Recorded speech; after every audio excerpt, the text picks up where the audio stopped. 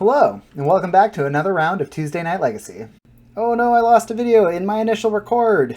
Sorry I haven't been around for the last 2 weeks. Turns out my little guy, it's been tough learning how to play Legacy because he doesn't know what his hands are yet. So he can't really hold the cards. It's been a tough go, but I really want to get some new videos out, so here we go. By the way, this is a Pauper match. Take it away, Eugene. This is a pretty fun match. On the left, we have Pedro playing a blue-red ninjas list. On the right, we have myself playing a blue-black ninjas list.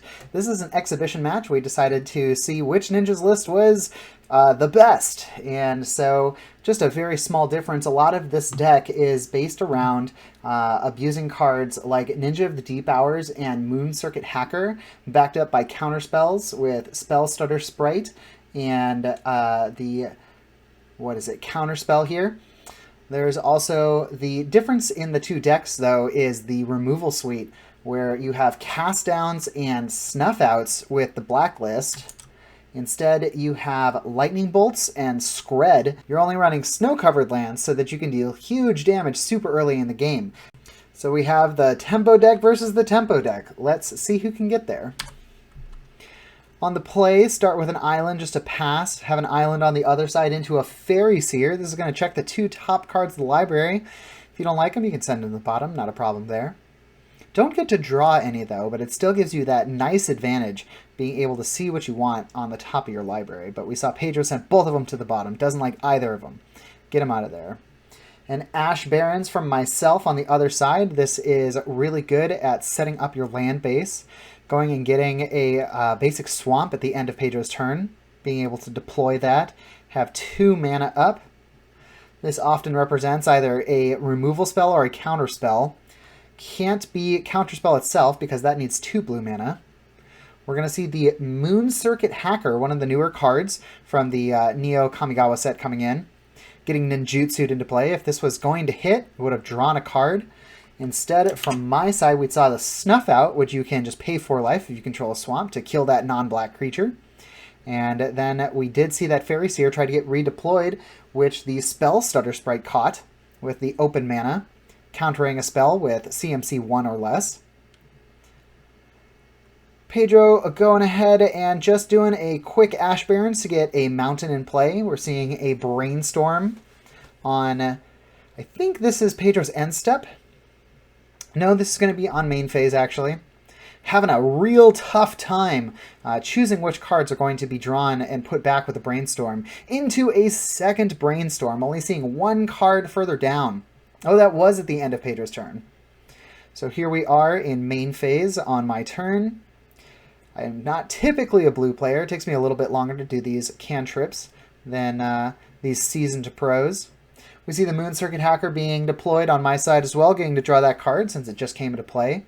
If this does hit again and has not just entered the battlefield, it's a loot effect instead of a straight draw effect. Seeing a Lightning Bolt from Pedro and a Spell Stutter Sprite going to catch that third Brainstorm. Just a Fairy Seer sending 2 cards to the bottom of the library. I decide to hold up this mana with that Spell Stutter in hand. There's also a cast down there, so whichever threat, if it can't be killed with the Spell Stutter of CMC 2, since Spell Stutter actually counts all the fairies you control in play, and the Fairy Seer does count, although the 1-for-1 here, we're seeing a Spell Stutter come down, a Scred for the Spell Stutter, dealing 3 damage, since there were 3 snow-covered permanents in play. Being able to keep that Brainstorm active. Seeing a Gurmag Angler being deployed for 1 mana. Using the graveyard there from all of this interaction, getting him into play. And then the 2 leftover mana to counterspell that counterspell. Getting to keep it in play. Decide to go and attack. Trades the Moon Circuit Hacker. Pedro just deploying a Ninja of the Deep Hours. Just a 2/2 for 4 mana. The good news is every time this guy hits, you just draw a card. There's no drawback or anything, but staring down a 5/5 is going to be really tough here. In for 5, down to 7 for Pedro. Augur of Bolas deployed, revealing a Dispel off the top of the library, and Pedro decides that there's just a little bit too much advantage on my side and ends the game. We are into game 2 here. Fairy Seers on both sides, getting to check, scry those two. It was just a little bit too quick. I didn't see if cards got kept on top or not. But we are into turn 2 here. A mirrored board. All right, that mountain is going to break the mirror here. Decides to scred the Fairy Seer. Get it out. Now this is representing a possible unblocked ninjutsu. Going to fight over it. Spell Stutter Sprite is going to come in, but it is going to be countered by a Spell Stutter Sprite back on the other side, the CMC2. Lose the board and take 1 from the Fairy Seer attacking. Going to turn here.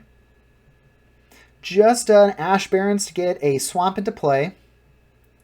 Decide to snuff out the Spell Stutter Sprite, taking 4 damage for that. Bouncing back the Ninja of the Deep Hours, casting down Ninja, but with the ninjutsu still on the stack, he was able to bring in that Moon Circuit Hacker. You can ninjutsu your creatures as often as you want, as long as you have the mana available. So just completely negates that cast down, still gets to attack and get that damage in and draw that card.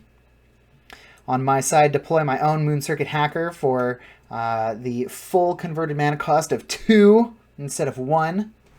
Just pass it back after a preordain. We see Pedro putting the Fairy Seer into play, resolving a Brainstorm here.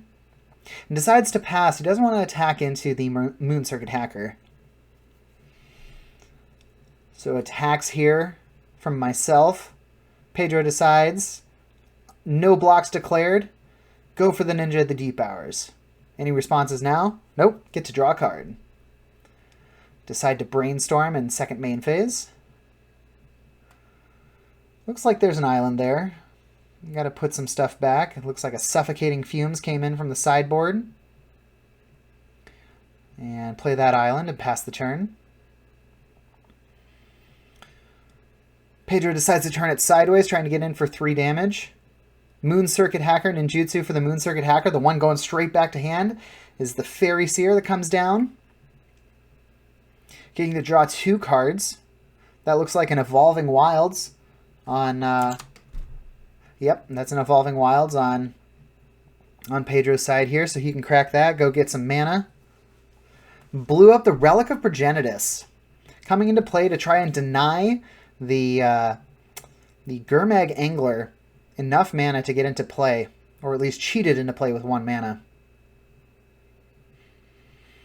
We saw Suffocating Fumes from my side, killing those Moon Circuit Hackers that were in play.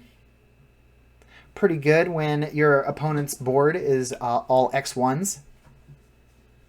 A counterspell for a fully paid for Ninja of the Deep Hours.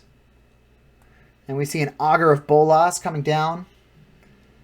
I think that pulled up a counterspell. Or it might have been that preordain. No, it was the counterspell. Passing it back. Fully knows that any spell that gets cast here is going to get countered. If it is a good spell. If it's worth countering, that is.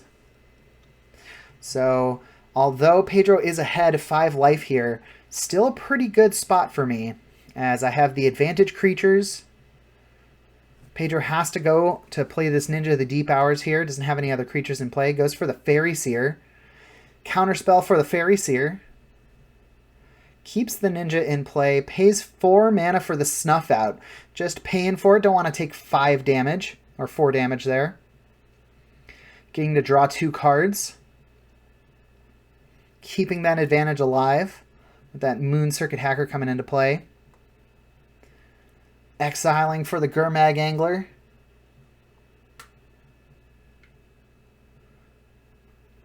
Pedro has no responses here. Just goes to his turn for a preordain. Casting his own Augur of Bolas. Resolving a Brainstorm. Going as deep as he can. Going again with a preordain. And then we finally find the Scred for the Gurmag Angler. And with way more than 5 lands in play, that is definitely enough damage to get that guy out of there. See another Augur pulling back a Suffocating Fumes. Suffocating Fumes, of course, giving only opponents control -1/-1 until end of turn.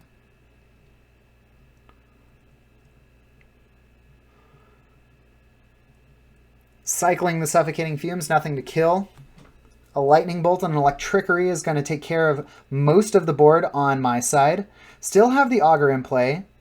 I believe it is 6-9 at this point. Very nice.